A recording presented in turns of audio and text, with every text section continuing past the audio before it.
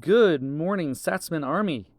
It is Wednesday, June 10th, 2026. Let's go ahead and get this started. To be perfectly honest, I'm trying to make these videos as short as I can. There I am again. A little face reveal there. All right, let's enter this. And 14 minutes, and over 14 minutes, and then over 10 minutes. That's just too long for me. So, all right, here we are. Let's go to the Sats price discovery. Start with that. S&P 500 ETF, one share. Oh, good gracious. With all the stuff going on in the news with ETFs and okay. Anyway, keep it together, Jason. For $560. I'm just rounding it. Like, no, wait, the first one's way too low.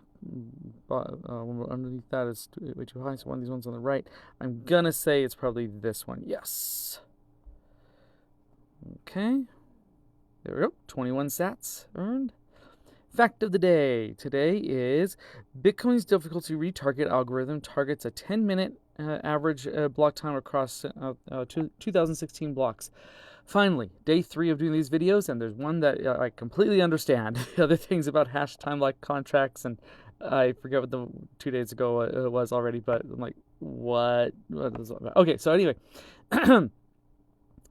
Yeah, because okay, so basically, if like as more miners start joining the network, they're gonna start finding the correct number to add another block to Bitcoin faster. It's kind of like if you're guessing the code to a safe, and you just have to brute force it. 111, no 112, no 113, and just so on like that.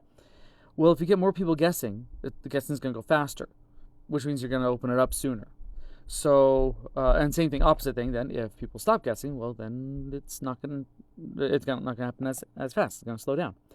So, Bitcoin is built so that a new block, a new page of Bitcoin's ledger is added every 10 minutes, on average.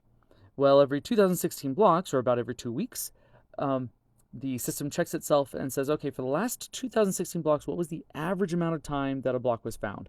If it's exactly 10 minutes, which I don't know if that's ever happened, then no change is made. But if it's more than 10 minutes, if it's a little slow, so on average, they're every 11 minutes, then the possible number of combinations, like the basically gets easier. Let's just say that. I was going to say the number of combinations goes down, but no, let's just say it gets easier to guess. So assuming all the same miners continue to mine, guessing the numbers, guessing the combination lock, chances are they're going to find it in about 10 minutes on average. And the opposite way, if more miners have jumped in, and last 2 weeks, 2016 blocks was actually a smidge less than 2 weeks because it was on average every 9 minutes, then it'll raise the difficulty and say, okay, no, you need to make this a little more difficult. It's a little too easy for you. Let's raise the difficulty a little, and that way, blocks still can come in every 10 minutes, and that's how we know that the 21 million supply cap is going to, well, like the number of Bitcoin, the amount of Bitcoin coming out with each block right now during the making of this video, it's about 3 and an 8, not about, it's exactly 3 and an 8th Bitcoin with every block. And that's going to continue to diminish roughly every 4 years. This is about the halvings, not the difficulty adjustment, but it'll just keep on going until roughly around 2140. The last Satoshi, last tiny piece of Bitcoin will be mined. But if it weren't for the difficulty adjustment, then, I don't know, with all the miners that got in, probably all 21 million would be mined by now. I wonder if anyone's done the math on that. But it wouldn't surprise me in the slightest, actually, if it weren't for the difficulty adjustment. So, yeah, difficulty adjustment keeps it going not too fast, not too slow, but right in that Goldilocks zone, just right. All right, so how many blocks does Bitcoin's difficulty look back over? 2016 blocks. Fun fact, I don't know if Satoshi planned this on purpose, but 2016 is the opposite of 6102. Look up Executive Order 6102 if you don't already know about it. And it's about the U.S. government confiscating people's gold, making it illegal to own gold. And that's just interesting. Maybe just the poeticness of the universe. Things just kind of fit together like that. Or maybe Satoshi did that on purpose. Not sure. All right, orange pill poll. What's the biggest risk to Bitcoin's hash rate long term? Yeah, there's not much risk really, but energy regulation, nah. Mining centralization. Oh, that is a big risk right now. That's not even like a future risk that's happening right now. Um, a severe price crash. No, no. Actually, yeah. So if the price crashes, miners that can't afford to stay mining, they'll turn off.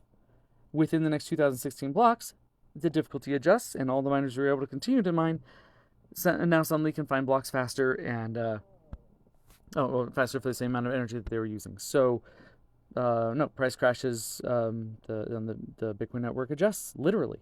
The difficulty adjusts, and hardware supply monopoly. That really is a contributing factor to mining centralization. Another contributing factor is just people not caring, I guess, and not paying attention to the fact that they are mining on someone else's pool. So they're not really mining. They're hashing. They're just a fancy way of saying guessing a big number. They're buying billions or trillions of lottery tickets every second, and then sending those lottery tickets to someone else. And then if one of those lottery tickets is a winning one, then okay, they get a small piece of that, and so does everyone else because everyone else is helping to find it. I guess distributed according to how much people were hashing, how much energy they're putting into it and stuff. But yeah, they're not really miners. They have to then do whatever the pool says. Like the pool then chooses what transactions go on the block and stuff. Sorry, I would call them hashers, not miners. So anyway, and so yeah, with all those kind of contributing factors, I would say mining centralization is the biggest risk to Bitcoin hash rate in the long term, by far, and hardware supply monopoly being a close second. Energy regulation, interesting, because the way I see it, it's like the government can, or governments all around the world can do whatever they want with energy or stuff like that. People find a way around it. It's like that quote from Jurassic Park: "Life finds a way." Or like the meme that where it shows like a chain link gate, not fence, gate, just standing in the middle of an open field with no fence anywhere near it. And it's like and that gate has like a padlock on it or something. You just walk around it. It's easy. But I guess that's kind of showing how people feel about it right now about government. That a lot of people overestimate how much real power the government has. Granted, they do have a lot of power. They can, they have a monopoly on force. I do not want to downplay that at all.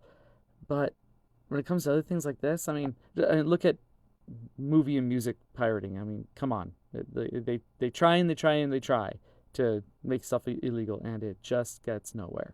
Meanwhile, pirates just keep on going, and and they can make Bitcoin illegal, and they really can't stop Bitcoin. They can only stop themselves from benefiting from Bitcoin. And so the same thing goes with energy regulation. They can regulate energy as much as they can, regulate the dispersion of energy. And someone just bypasses them with their own source of power, moves to another jurisdiction, and and so one country decides to regulate Bitcoin out of their country, China, and people just move to other places that are friendlier to them, and all that brain power and hash power and all the economics that go with those people getting that brand new Bitcoin they just mined, all that goes with them to that other country. So countries, governments can just cut themselves off from Bitcoin, but they can't actually stop Bitcoin at all. Okay, anyway, moving on. So that is it for today. Yeah, later I will do SatCipher and SatStack on my own time. Thank you so much for watching the video. Again, go ahead and sign up. Scan this QR code to sign up, or follow the link in the description if you have not signed up for Satsman already. Yay, made this video a smidge shorter than the last one. I guess 10 minutes is probably what should be expected. That's the average time for every block, as we discussed today. So I guess that's a little bit of poeticness to it as well. All right, till tomorrow. Bye.